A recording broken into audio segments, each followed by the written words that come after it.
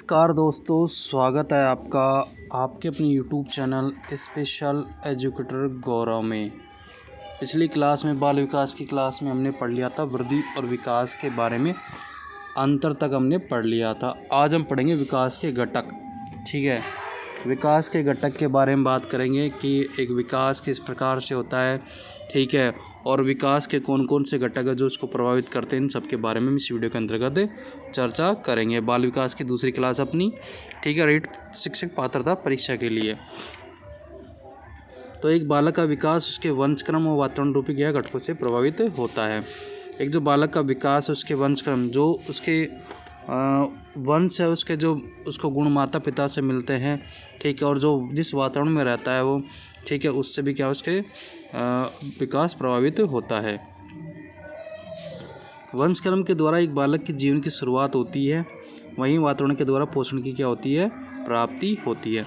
वंशक्रम के द्वारा क्या एक बालक के जीवन की शुरुआत होती है, जबकि जो वातावरण जिस वातावरण में वह रहता है, ठीक है, वातावरण में से जैसा उसे पोषण प्राप्त होता है उसी के अकॉर्डिंग बालक का विकास होता है। कुछ विद्वान ये मानते हैं कि कुछ विद्वान बालक के विकास में वंशक्रम की भूमिका को भी अधिक मानते हैं। ठीक है, कुछ विद्वानों का तो मानना है कि बालक के विकास में क्या है, वंशक्रम की भूमिका ज़्यादा रहती है, जबकि कुछ विद्वान वातावरण की भूमिका को अधिक महत्व देते हैं। ठीक है, तो इस प्रकार से क्या प्रकृति पोषण एक विवाद है। ठीक है, कुछ तो विद्वान तो मानते हैं कि बालक का विकास है उसमें किसकी भूमिका रहती है, वंशक्रम की भूमिका रहती है, जबकि कुछ विद्वान ये मानते हैं कि इसमें जो वातावरण उसकी भूमिका ज़्यादा रहती है बालक के विकास में। ठीक है, और इसी की वजह से प्रकृति पोषण विवाद ये शुरू हुआ है। अब वुडवर्थ के अनुसार ये है कि बालक का विकास उसके वंशक्रम एवं वातावरण का क्या होता है, गुणनफल होता है। वुडवर्थ के अनुसार ये है कि जब बालक का विकास होता है तो बालक का विकास क्या है, वंशक्रम भी होता है उसमें, और क्या, और वातावरण दोनों का सहयोग होता है एक बालक के विकास में।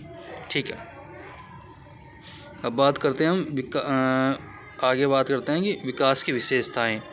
विकास की विशेषताएं क्या क्या होती हैं। विकास में क्या है, क्रमबद्धता पाई जाती है। क्रमबद्धता मतलब विकास जो है धीरे धीरे एक स्टेप लेकर चलता है। विकास ये नहीं है कि एक साथ अचानक हो जाता है, विकास धीरे धीरे होता रहता है। विकास क्या है, आपस में सुसंबंधित होता है। विकास सुसंबंधित मतलब कि विकास जो है क्या एक दूसरे से संबंधित होता है। जैसे शैशवावस्था, ठीक है, का विकास है जो अगली जो अवस्था है उससे क्या हो संबंधित होता है। बाल्यावस्था से किशोरावस्था, इससे विकास क्या है एक दूसरे की जो अवस्था होती है उनसे क्या होता है, संबंधित होता है। विकास पूर्वानुमेय होता है, मतलब पहले से विकास का क्या अनुमान लगाया जा सकता है। विकास प्रारंभिक अवस्थाओं का विकास बाद की अवस्थाओं की अपेक्षा अधिक महत्वपूर्ण होता है।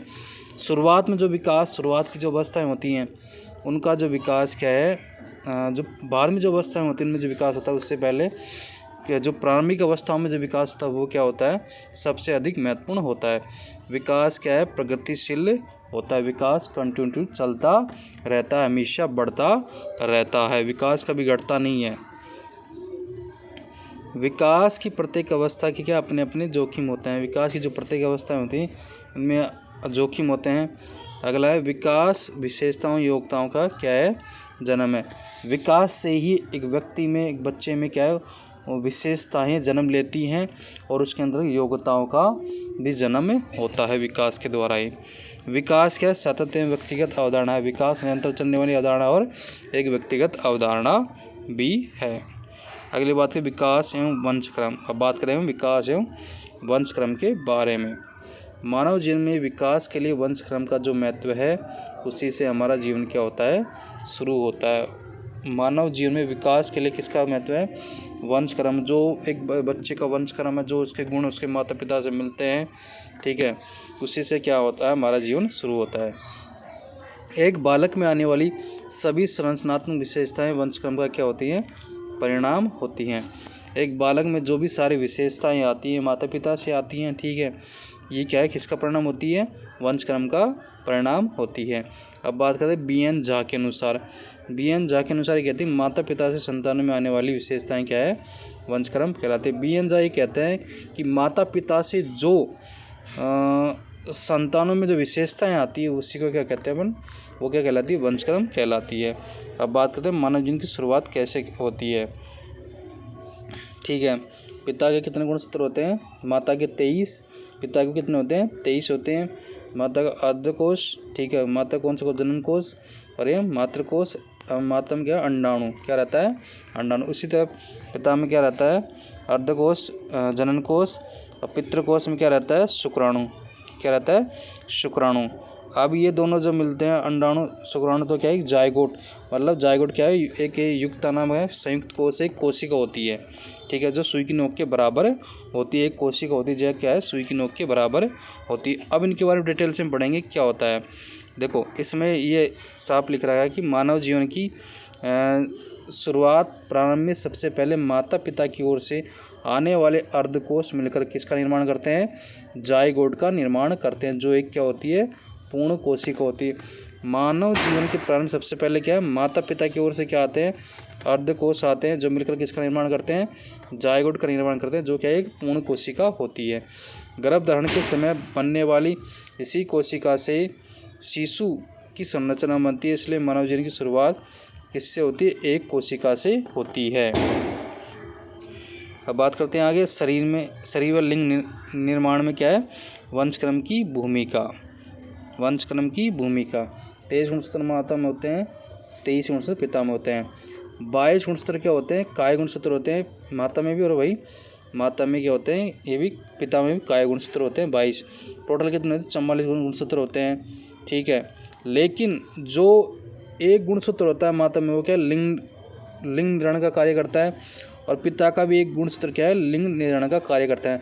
तो टोटल जो 2 गुणसूत्र होते हैं, किसका निर्धारण करते हैं, लिंग गुणसूत्र का निर्धारण करते हैं। अब बात करें इनके थोड़ा डिटेल से पढ़ लेते हैं। इसमें ये लिखा गया है कि इसमें ये है कि गर्भधारण के समय माता पिता की ओर से आने वाले गुणसूत्रों में 22 गुणसूत्र काय गुणसूत्र होते हैं, जो मिलकर कितने हो जाते हैं, 44 हो जाते हैं, जो शरीर का निर्माण करते हैं। कितने, जो 44 गुणसूत्र क्या करते हैं, शरीर का निर्माण करते हैं। एक एक गुणसूत्र लिंग गुणसूत्र होते हैं, जो मिलकर तो हो जाते हैं, जो किसका निर्माण करते हैं, लिंग निर्माण में क्या है, लिंग के निर्माण में क्या है, योगदान देते हैं। अब बालक बालिका में लिंग का निर्धारण कैसे होता है। देखो, माता के जो गुणसूत्र होते हैं वो XX होते हैं, क्या होते हैं, XX होते हैं। पिता के होते हैं XY। ठीक है, क्या होते हैं, XY, जिसमें X तो क्या होता है, लंबा होता है, ठीक है, और Y क्या होता है, बौना और गोल होता है। यदि माता का X और पिता का X दोनों मिलते हैं, XX हो जाता है, तो बालिका का क्या है, बालिका का जन्म होता है। किसका जन्म होता है, बालिका का। दोनों X गुणसूत्र क्या होते हैं, लंबे होते हैं। यदि माता का X और पिता का Y दोनों मिलते हैं, तो एक बालक का जन्म होता है, यानी एक लंबा और एक बौना। ठीक है, इसलिए बालक बालिका के जन्म के लिए जो बालक के जन्म के लिए जिम्मेदार कौन होता है, पिता होता है।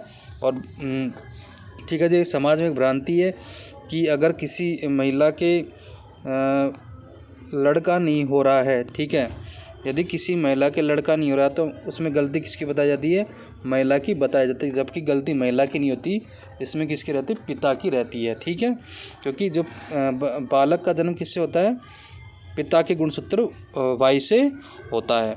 अब बात इसको थोड़ा डिटेल में पढ़ लेते हैं कि माता में पाए जाने वाले दोनों लिंग गुणसूत्र XX प्रकार के होते हैं, जो लंबे आकार के होते हैं, जबकि पिता में एक X दूसरा Y होता है। X लंबा जबकि Y क्या होता है, गोल होता है। अब बात करते हैं गर्भ धारण के समय माता और पिता दोनों ओर से यदि X प्रकार की यानी दोनों लंबे गुणसूत्र संयोग करते हैं तो बालिका का जन्म होता है। XX आगे तो बालिका का। यदि माता की ओर से X लंबा जब पिता की ओर से Y बौना गुणसूत्र आकर संयोग करता है तो बालक के रूप में लिंग निर्धारण करता है, मतलब बालक होता है। XY रह गया तो बालक, XX रह गया तो बालिका। ठीक है, अब गर्भकाल में विकास किस प्रकार से होता है, ठीक है, ये टॉपिक अपन पढ़ेंगे कल की क्लास में। ठीक है, नेक्स्ट जो क्लास होगी, इसलिए अगर आपको क्लास अच्छी लगी तो कमेंट करके बताएं और वीडियो को अपने दोस्तों के साथ ज़रूर शेयर करें। आपको कैसा लगा वीडियो ठीक है दोस्तों, तो मिलते हैं नेक्स्ट वीडियो में। तब तक के लिए आप हमारे चैनल स्पेशल एजुकेटर गौरव को सब्सक्राइब कर ले और टेलीग्राम चैनल स्पेशल एजुकेटर गौरव उसको जरूर ज्वाइन कर ले। ठीक है दोस्तों, मिलते हैं नेक्स्ट वीडियो, तब तक के लिए धन्यवाद।